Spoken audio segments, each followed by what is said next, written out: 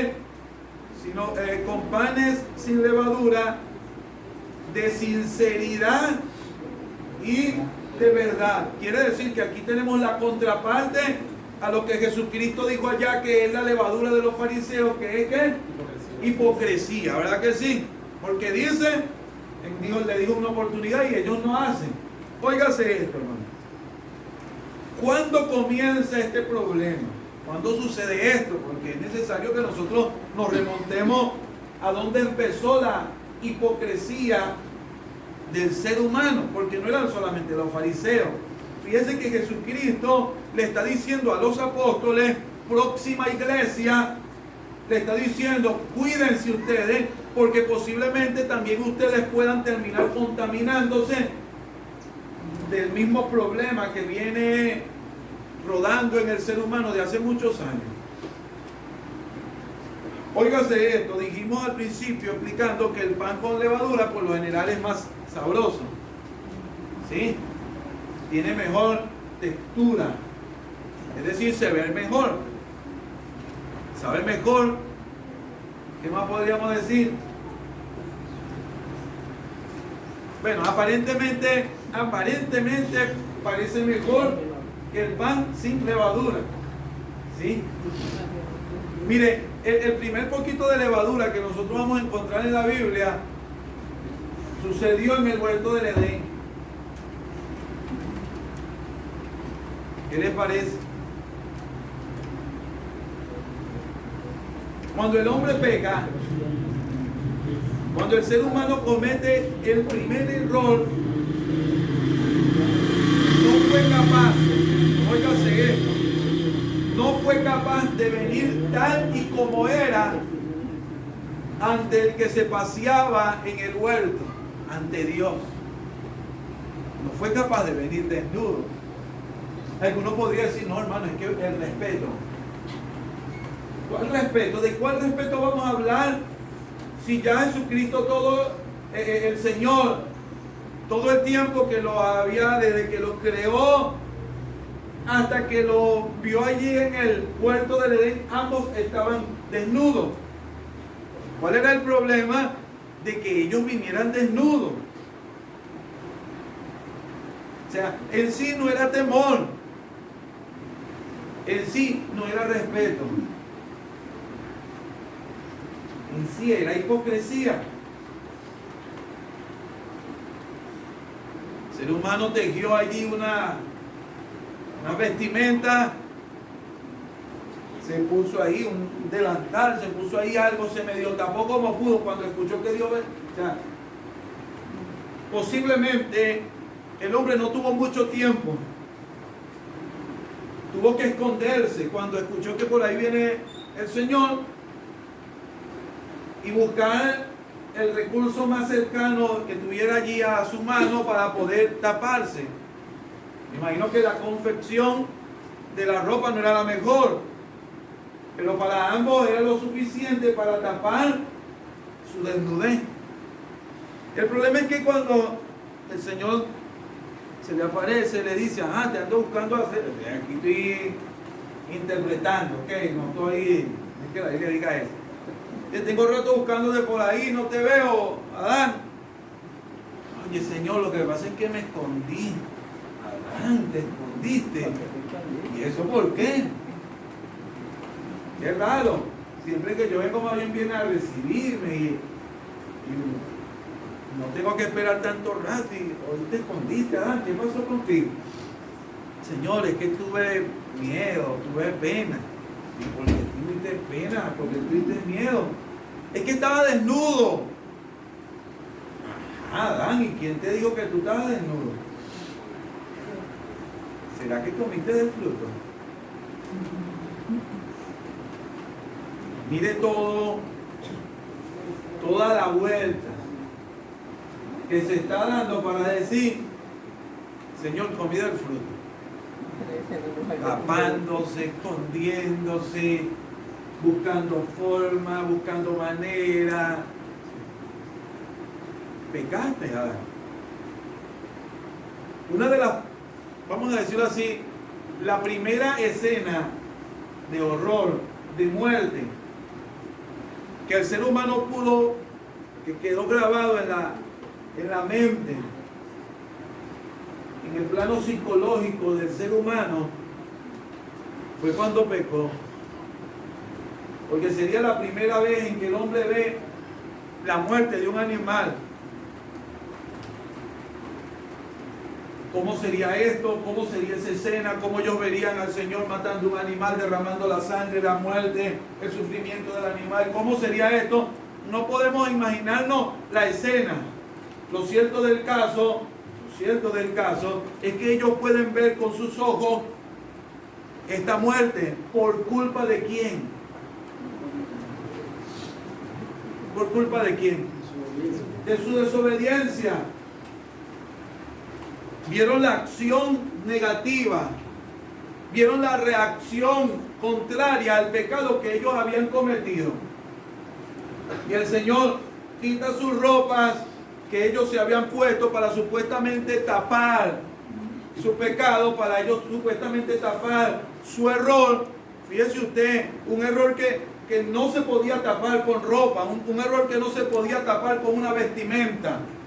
Pero ellos estaban tapando el sol con un solo dedo. El Señor quita su ropa y le pone ropa de piel.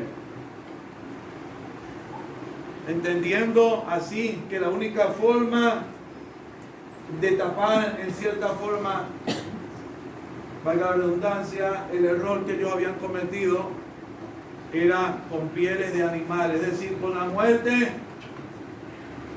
de algún animal, con el sacrificio de un ser vivo, tipificando a nuestro Señor Jesucristo, que murió en la cruz del Calvario para perdón de nuestros pecados. Entonces sucede toda esta escena aquí y nos damos cuenta cuando se inicia la primera levadura en la existencia del ser humano. Se inicia en el huerto del Edén. Y si nosotros siguiéramos la escena, si nosotros siguiéramos históricamente la palabra de Dios, nos vamos a encontrar cómo el ser humano ha utilizado de la levadura,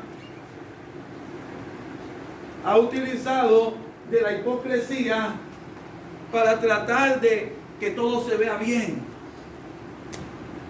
Todo está bien, cuando todo está mal realmente. Caín, antes de matar a su hermano Abel, ofreció un sacrificio. Ofreció a Dios, trajo, aparentemente él estaba bien, aparentemente él lo estaba haciendo bien, aparentemente él era una buena persona porque estaba ofreciendo a Dios de los frutos que Dios le había dado.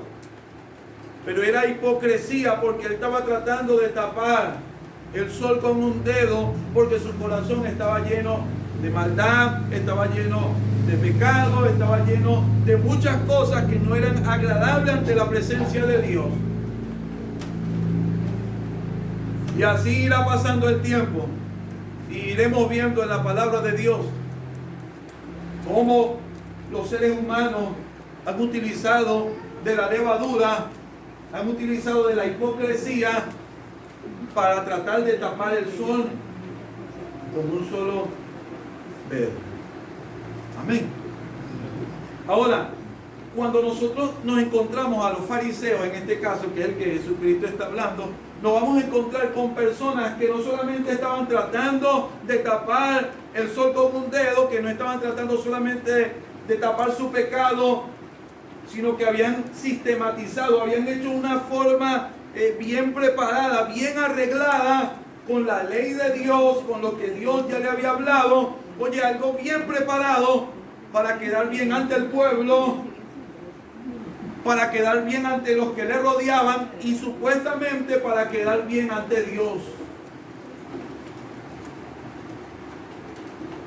Se vestían bien, como le estaba explicando yo hace un momento, daban limosna, leían la ley, practicaban muchas cosas. Las personas más conocedoras de la ley que nosotros podríamos pensar históricamente en el tiempo de nuestro Señor Jesucristo, los fariseos, los escribas, manejaban la ley, conocían, eran preparados, eran personas estudiosas. ¿Sí? Hasta este tiempo todavía existen, vamos a decirlo así, grupos de los hasideos, que serían los mismos fariseos. En Estados Unidos hay grupos de ellos, lugares donde ellos viven aparte, donde ellos están allí.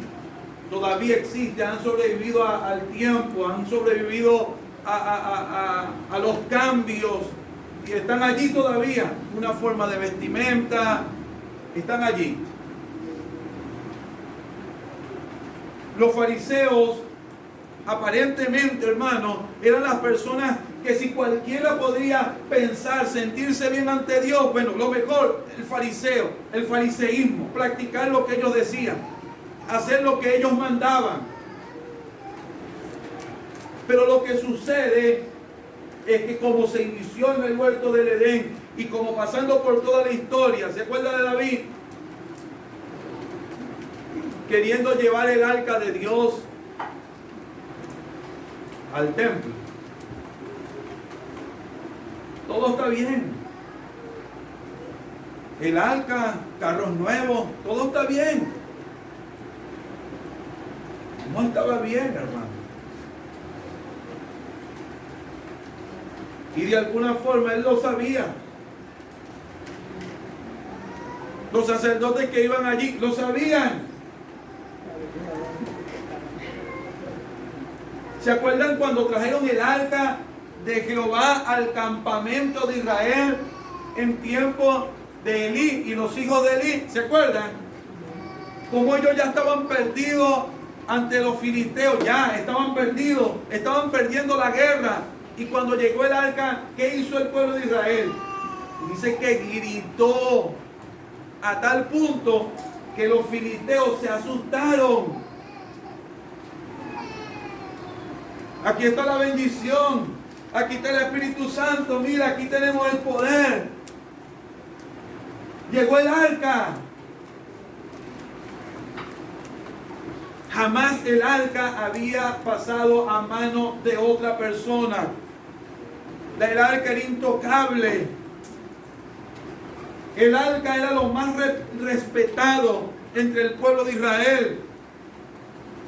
Símbolo de la presencia de Dios.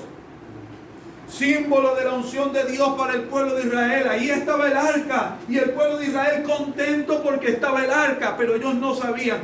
Ellos no estaban entendiendo que estaban tratando de tapar el sol con un dedo. ¿Y qué pasó? Sucedió lo impensable, lo inimaginable. Perdieron la guerra, murieron los hijos de Elí. Y lo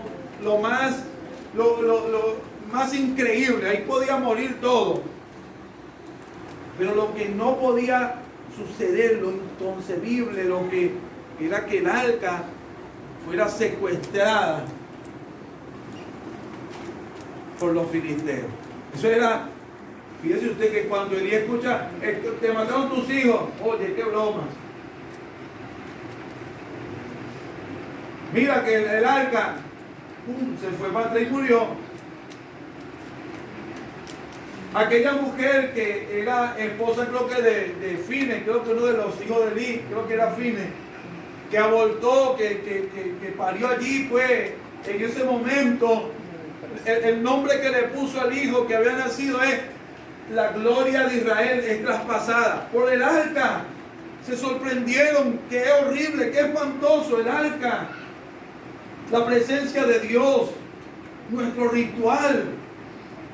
Bueno, ese hecho que sucedió allí, podríamos compararlo en efecto psicológico, mental, a lo que sucedió en Israel en el tiempo de Jeremías, cuando el templo fue destruido. Es lo mismo, hermano.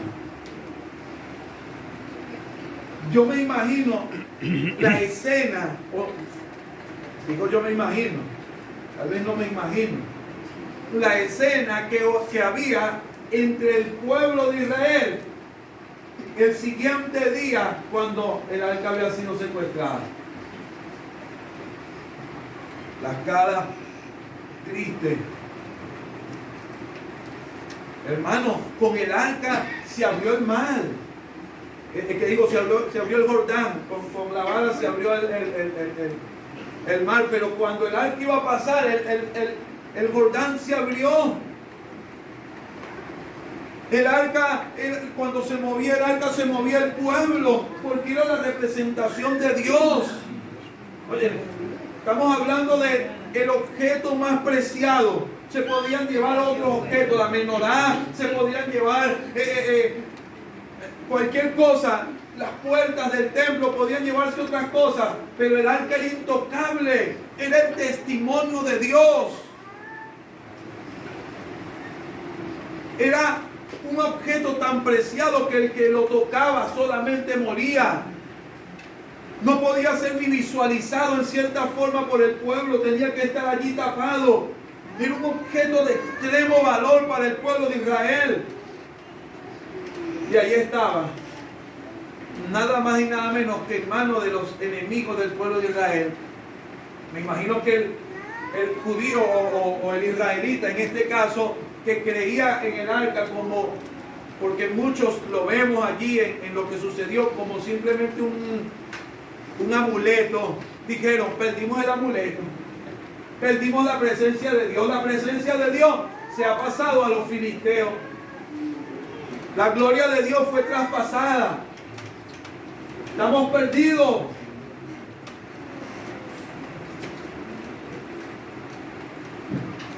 ¿Por qué? Porque en esta oportunidad ellos trataron de tapar su error, su pecado, simplemente llevando un arca o llevando supuestamente la presencia de Dios, que aunque lo representaba así, ellos tenían que entender que Dios era un Dios celoso y que no tenía nada que ver con el pecado. Jeremías, el profeta, en una de las exhortaciones que da al pueblo de Israel, le dice, no digan, aquí tenemos la casa de Dios. Esta es la casa de Dios, aquí la tenemos. O sea, usted sabe qué decía Israel, algo parecido a lo que sucedía en el tiempo de Elí. No, mira, aquí nadie va a entrar. Primeramente, Jerusalén, los muros de Jerusalén, una ciudad inexpugnable, imposible de penetrar en ese tiempo. Número 1, Jerusalén.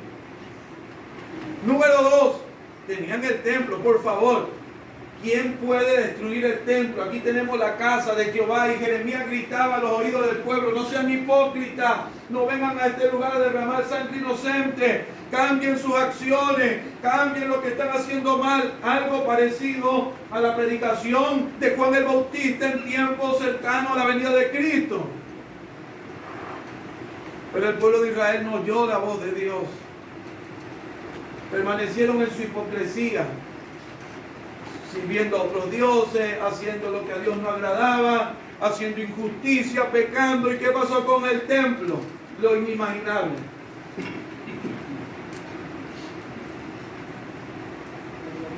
Nosotros hoy lo oímos y lo leemos y nos parece un poquito, porque ya lo hemos leído, pero para el que estaba en aquel tiempo, yo me imagino la confusión de muchos judíos a la hora en que el templo estaba siendo destruido. Confusión completa, inimaginable, algo horrible y espantoso, ver que el templo de Dios estaba siendo destruido. Pero ¿qué pasó? ¿Por qué sucedió esto? Porque el pueblo de Israel había tapado su error, había tapado su falta, había puesto, como dicen por ahí, pañitos de agua tibia. ¿Verdad que sí? Había puesto pañitos de agua tibia para tapar su error. Pasado el tiempo, el pueblo de Israel retorna a su tierra, se reconstruye el templo, el segundo templo. Sí, hay ciertas profecías que se mueven en ese tiempo. Ustedes ven este templo que es muy pequeñito en comparación al templo de Salomón. No se preocupen, no lloren, no se asusten. La gloria postrera de esta casa será mayor que la primera. Se le profetizó al pueblo de Israel acerca de esta casa. Pasó lo que pasó en tiempo de Antíoco Epifanes, ¿se acuerdan? La casa de Dios se mató allí una cochina allí y el cardo fue esparcido por las paredes del templo. Luego es tomada nuevamente la casa de Dios en la revuelta de los macabeos. Y el pueblo de Israel, ahí es donde nace el partido de los fariseos, en la revuelta de los ammoneos. Pasa el tiempo y tenemos nuevamente la casa. Esa casa que ellos tenían allí fue una casa que fue construida en tiempos de Esdras, de Nehemías, de Zorobabel, perdón. Allí se inició y creo que en el tiempo de Nehemías se terminó de construir, no, antes, fue antes que se terminó de construir. Pero ella fue terminada o fue remodelada o se le hicieron algunos arreglos por Herodes.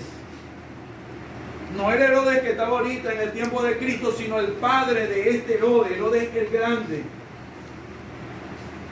Él embelleció la casa, la hizo mejor, le hizo algunos, de por sí el muro de los lamentos, si no estoy equivocado, fue uno de los muros que él hizo, Herodes el Grande, ¿sí?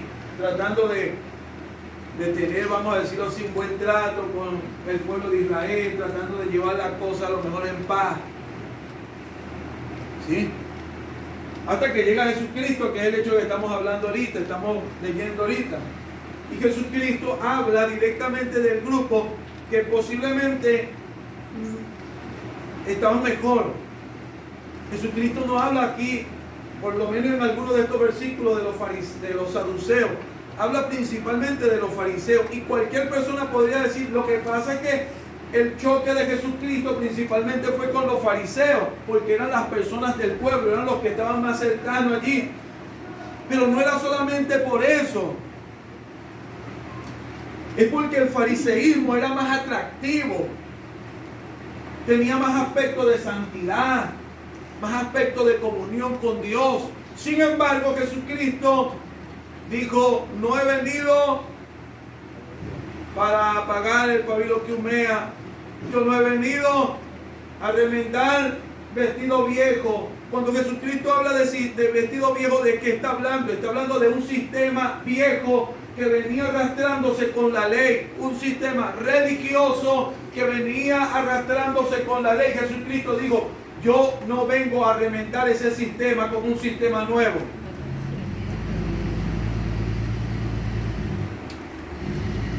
Yo no vengo a echar un vino nuevo en un odre viejo. Sigue hablando todavía de la religiosidad. Sigue hablando todavía de la hipocresía. Sigue hablando de los ciertos detalles que a veces manifiesta la religión, pensando que esos pequeños detalles harán que el hombre gane el favor delante de la presencia de Dios. Y Jesucristo mismo, hablando con sus propios discípulos, le dice, guárdense de la levadura de los fariseos. Vamos a definir para nuestro tiempo entonces qué es la levadura de los fariseos. Vamos a definirlo. Porque la levadura de los fariseos, ya Jesucristo en los versículos que acabamos de leer, nos habla acerca de la hipocresía. ¿Sí? Y en este caso que acabamos de leer en Corintios, nos habla a nosotros como masa. Le habla a usted y a mí como un pan, ¿verdad que sí? Le habla a usted y a mí como masa, pero como masa sin levadura, es decir, como un pan sin levadura. O sea, como el creyente, el cuerpo de Cristo, la iglesia de Cristo es un pan, pero es un pan que no está leudado. Es un pan que no viene con ciertas cosas tratando de tapar el pecado que está dentro de nosotros. Y créame que en lo que vamos a hablar ahora y en lo que vamos a profundizar, de pronto a lo mejor bueno, pueda sentirse herida la sensibilidad de alguno de nosotros. Pero hay que hablar. Necesitamos entender esto, necesitamos limpiarnos de la levadura. Muchos de nosotros hemos dejado que la levadura leude nuestras vidas. ¿Qué es la levadura? La levadura simplemente, vamos a aplicarlo de esta forma, es un método, es una manera de verse mejor. Dijimos que un pan con levadura, su textura es mejor. ¿Y usted sabe qué? Aparte de que su textura es mejor, el pan con levadura es más agradable al gusto. Es más sabroso. Se ve mejor. La religión, por lo general, es más sabrosa. Se ve mejor. Cae mejor. Encaja más. Mientras que Pablo en aquel tiempo decía que nosotros, que el evangelio era un espectáculo. Nadie los quería. Todos los aborrecían. Eran perseguidos. Eran muertos. ¿Por qué? Porque había una distinción, vamos a decirlo así, cuando ellos creían en Dios o cuando ellos venían a Cristo, había un cambio tan radical en ellos que miren, escúchame esto, hermano. Porque el problema está de que muchas veces se ha intentado cristianizar a las personas con normas y reglas. Y es allí donde vamos a entrar, hermano. Pablo hablándole a la iglesia de los Colosenses, es un versículo que lo hemos leído mucho. ¿Sí? Colosenses capítulo 2.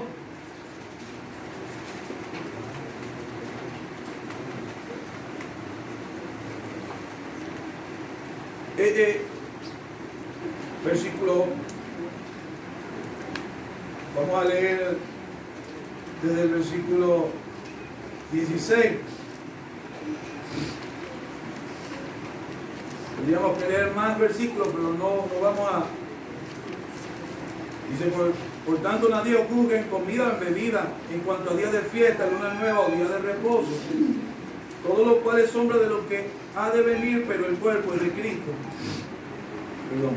Nadie os prive de vuestro premio, afectando humildad y culto a los ángeles, entremetiéndose en lo que no han visto, vanamente hinchados por su propia mente carnal, y no haciéndose de la cabeza en virtud de quien todo el cuerpo, nutriéndose y uniéndose por las coyunturas y ligamentos, crece con el crecimiento que da Dios, no la levadura. La levadura da crecimiento, ¿verdad que sí? Pero aquí está hablando de un crecimiento que viene de parte de Dios. Pues si habéis muerto con Cristo en cuanto a los rudimentos del mundo, porque como si vivieseis en el mundo, os sometéis a preceptos tales como no manejes, ni gustes, ni aun toques. ¿Qué paréntesis? En conformidad a mandamientos y doctrinas de hombres. Esas cosas, pues, que todas se destruyen con el uso. Os sometéis a esas cosas que se destruyen con el uso. Esas cosas, tales cosas, tienen a la verdad cierta reputación. ¿De qué? De sabiduría. ¿Está viendo? La levadura. En culto voluntario, en humildad. Voy a poner una palabra aquí, aparente. En humildad, aparente. Y en duro trato del cuerpo.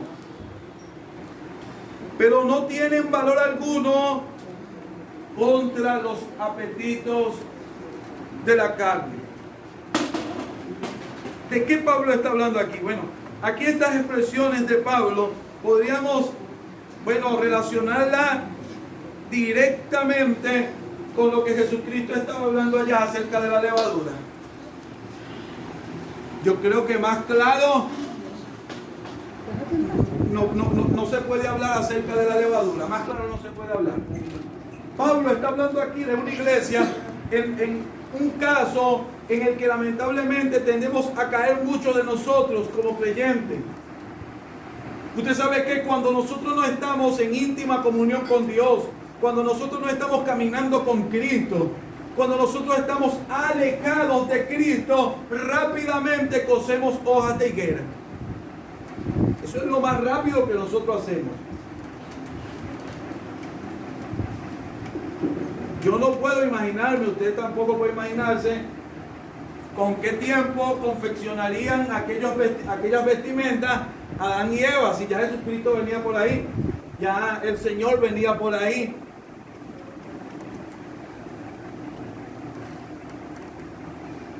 ¿Con qué tiempo se confeccionaría? ¿Con qué tiempo se prepararía? ¿Con qué tiempo coserían? ¿Cómo harían?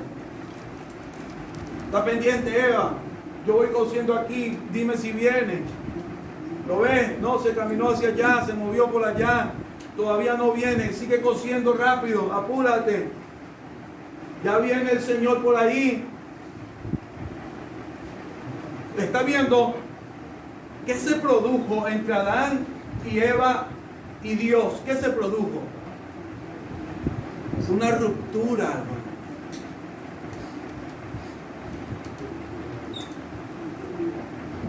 Y esa ruptura que hubo entre ambos trató de ser tapada con mastique.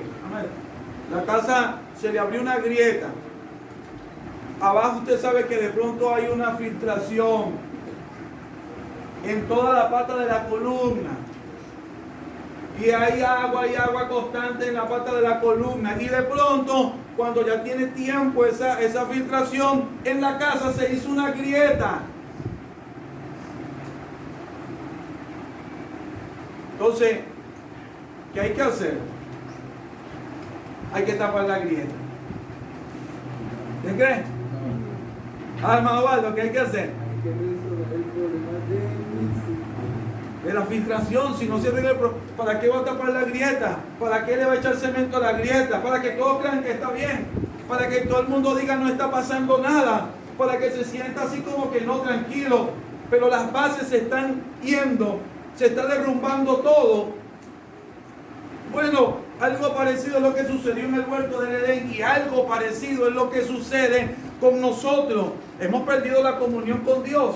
No estamos caminando con Cristo. Nuestra vida de oración está en un fracaso. Nuestra vida de lectura de la palabra del Señor no está bien. Nos damos cuenta que nuestras conversaciones no son las correctas. Nos estamos dando cuenta que nuestra actitud en nuestro hogar no es la correcta. En la soledad allí nos damos cuenta que nuestra vida no está bien con Dios, no está en comunión con Dios. ¿Cuál es la mejor forma de tapar esto? Bueno, vamos a ponernos nuestro mejor vestido y vamos el domingo para la iglesia a cantar un coro al Señor y a alabarle.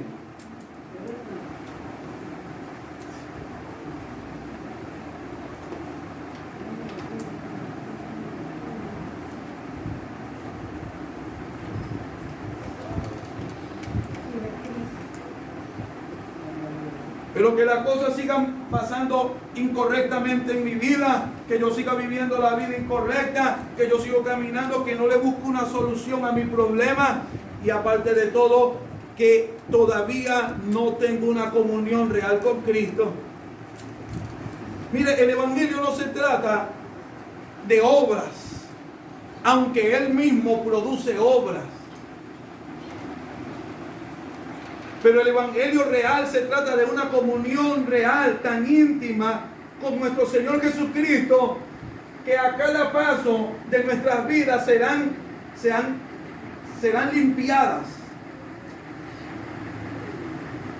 aquellas cosas que no son agradables. O sea, es decir, yo vengo ante la presencia de Cristo en una comunión real, no en un rezo ritual. Usted sabe que, hermano, lamentablemente,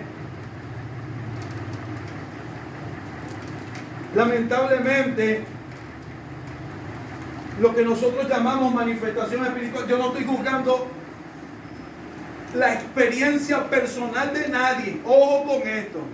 Yo no estoy juzgando la experiencia personal de nadie. Estoy hablando de lo que está sucediendo a nivel general. De lo que está pasando con aquellos que nos llamamos pentecostales.